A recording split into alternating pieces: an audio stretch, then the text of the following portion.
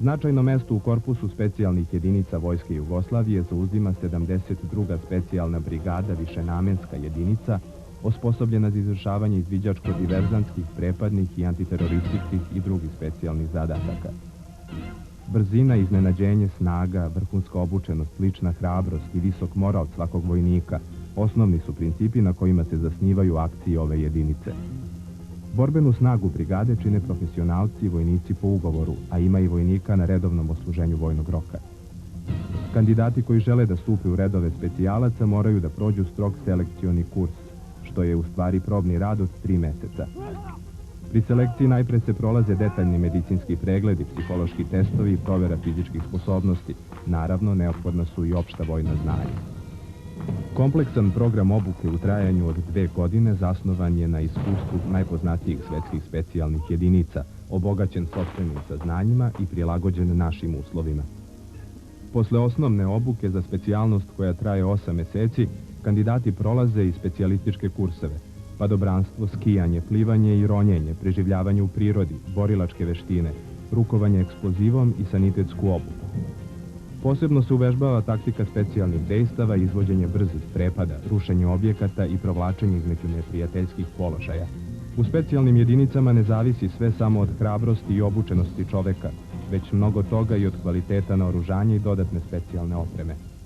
Pored poznavanja celokupnog našeg pešadijskog naoružanja, oni moraju dobro poznavati i strana oružja i borbena sredstva, jer je to za izvršavanje njihovih borbenih zadataka neophodno.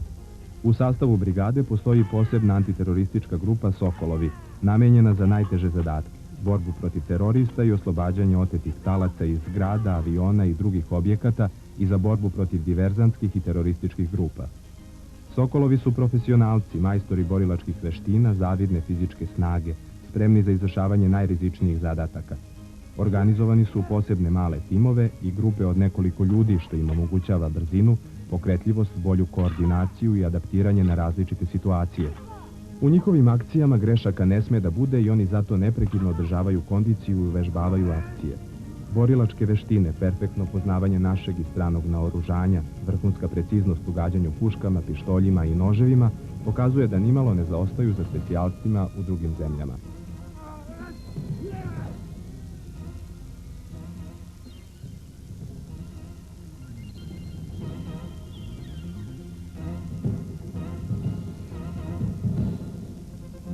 Prva oklopna brigada korpusa specijalnih jedinica Vojske Jugoslavije uz helikopterske jedinice nosilac je udarne i manevarske moći korpusa specijalnih jedinica Vojske Jugoslavije.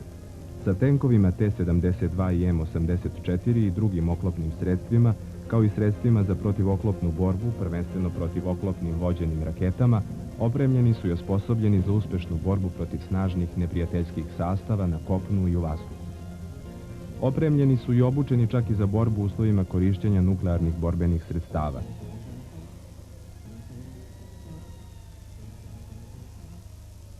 Vod ABHO opremljen je za borbu u slučaju nuklearno-biološko-hemijskog napada. Opremljeni su sredstvima za detekciju i dekontaminaciju, kao i kompletnom zaštitnom opremom u slučaju ABHO udara.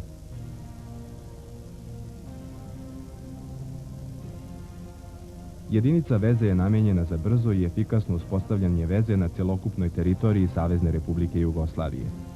Ova jedinica je značajna i specifična po tome što se pripadnici korpusa specijalnih jedinica odazivaju mobilizaciji u rekordnom roku i što sredstva veze moraju funkcionisati na najbrži i najbolji način. Mirno! Počasni pozdrav na D!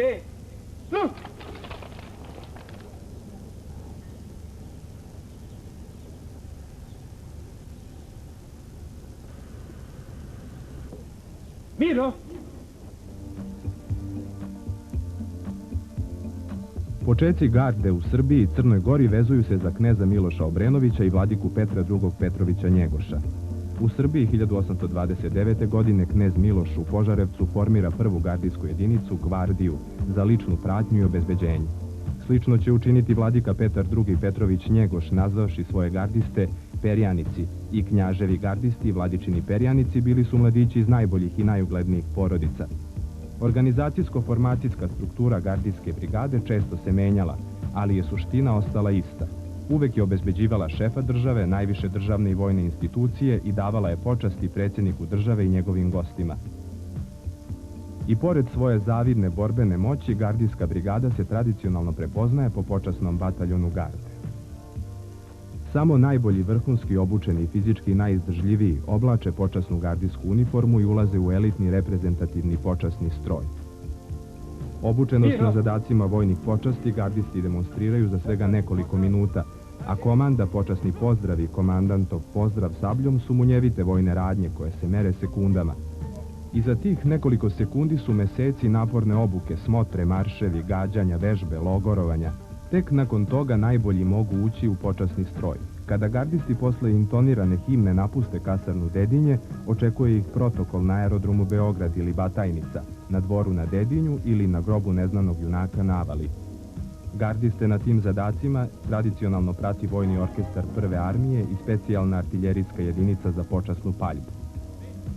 Počasni bataljon garde ima i svoje svetinje, pre svih zastavu, najviši simbol države, vojske i tradicije gardijske brigade.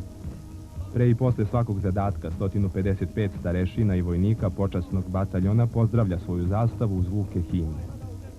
Zastavu uvek nosi jedan od najboljih oficira gardijske brigade. Drugo znamenje počasnog bataljona je komandantova počasna sablja. Sablja je tradicionalni gardijski simbol i profesionalni izazov za generacije oficira i za kandidate koji pretenduju na dužnost komandanta počasnog bataljona. Komandant sabljom pozdravlja zastavu, himnu, predsjednika Savezne Republike Jugoslavije i šefove stranih država prilikom posete našoj zemlji. Pozdrav sabljom, počasnim bataljonom i komandantov raport izraz su poštovanja i uvažavanja ličnosti šefa strane države i gest dobrodošlice i gostoprimstva. Za nekoliko minuta vojne počasti gardisti su najviši reprezent države i vojske Jugoslavije i za njih je to uvek bio i jeste najdraži, najčasniji i najodgovorniji zadatak.